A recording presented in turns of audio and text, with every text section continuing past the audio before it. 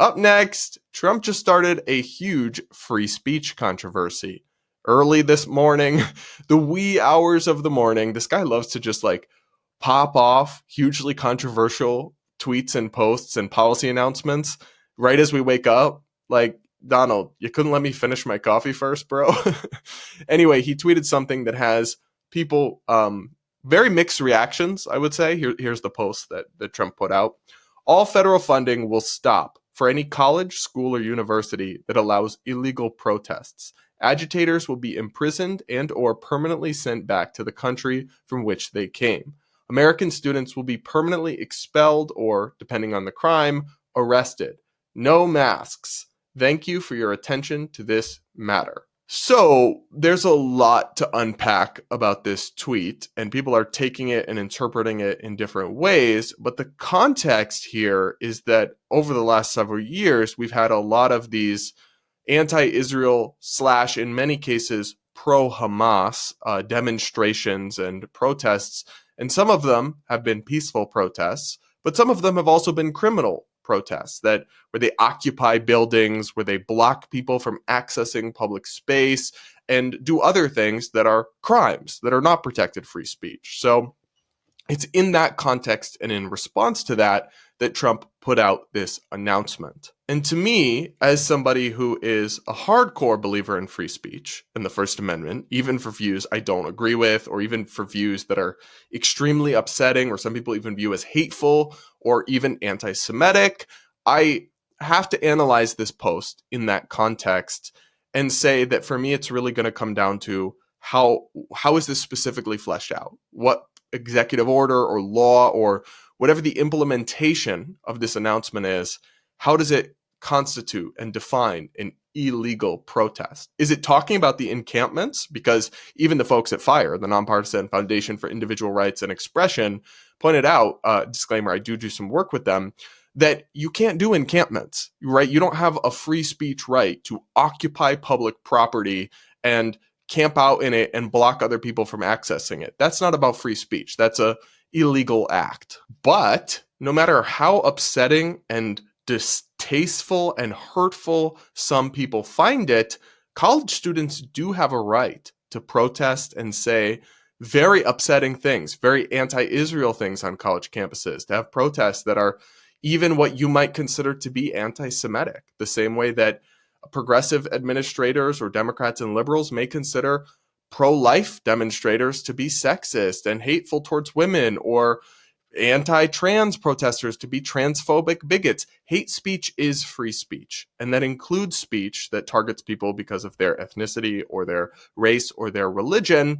However, again, the nuance here is that harassment is not protected behavior, and in some campuses, we have seen harassment towards Jewish students.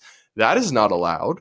That is not protected. So it's a very complicated and nuanced conversation to be had here with clear distinctions that need to be wrought. Anti-Semitic speech is allowed on public college campuses. You are allowed to be hateful towards Jewish people or anyone else because that speech is protected by the First Amendment. Anti-Israel speech is allowed. Even if you really strongly disagree with it, that's your right. But that is free speech. That is kind of the consequences and implications of the First Amendment rights we have in this country. But illegal protests in the form of encampments, disruptions, and harassment against Jewish students are not allowed. And Trump could crack down on that using the various levers of the federal government without that really being an issue.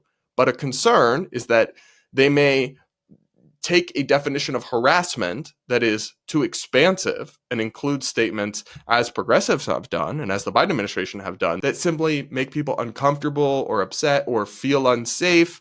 That's not actually what harassment is. Harassment has to be a targeted pattern of behavior towards somebody because of their identity or their race or their religion.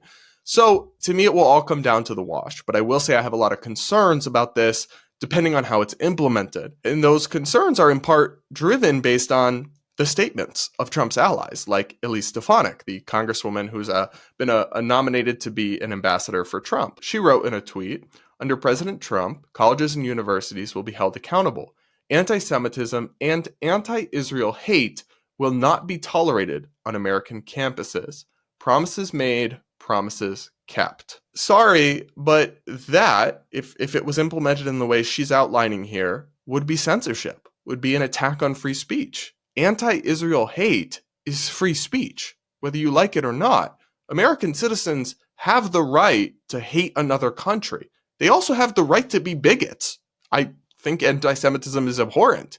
I have absolutely not an ounce of that in my soul.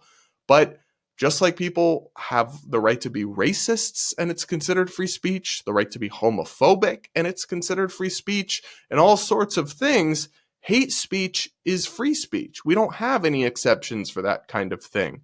So both anti-Semitism and anti-Israel hate are allowed on college campuses protected by the First Amendment, such as public college campuses. And you could, like Trump's tweet seems to more clearly suggest, crack down on criminal protests, harassment towards people, but you have to allow that speech. And to have high-ranking Trump officials engaging in this conflation raises serious red flags that they are going to interpret this or enforce this in a censorious and unconstitutional manner. The answer to these issues, even the ones that are so divisive and emotional, is never censorship. It is never coming in and cracking down on people simply for speaking. And if they do go down that path, that would be a betrayal of the free speech values that Americans voted for and that Trump said he would uphold as president. Now, like I said, I'll withhold final judgment until I see the implementation of this, because there's a version of it that is not problematic if they just crack down on encampments and violent protests and criminal acts and targeted harassment. But if they do go into the speech territory and the censorious territory that people like Elise Stefanik are floating, that will be a huge problem, and they'll get sued for it, and it'll be a betrayal of the things they promised to uphold if America voted for Trump. He said he'd uphold free speech in the First Amendment, not betray it to enforce certain orthodoxies about Israel. What do you guys think? I know my followers kind of cross the spectrum on the Israel-Palestine conflict, and listen, it's so complicated, and I'm not here to tell you one way or another how to feel about it, but I hope we can all agree that free speech is important regardless, and that censorship isn't going to make anything better.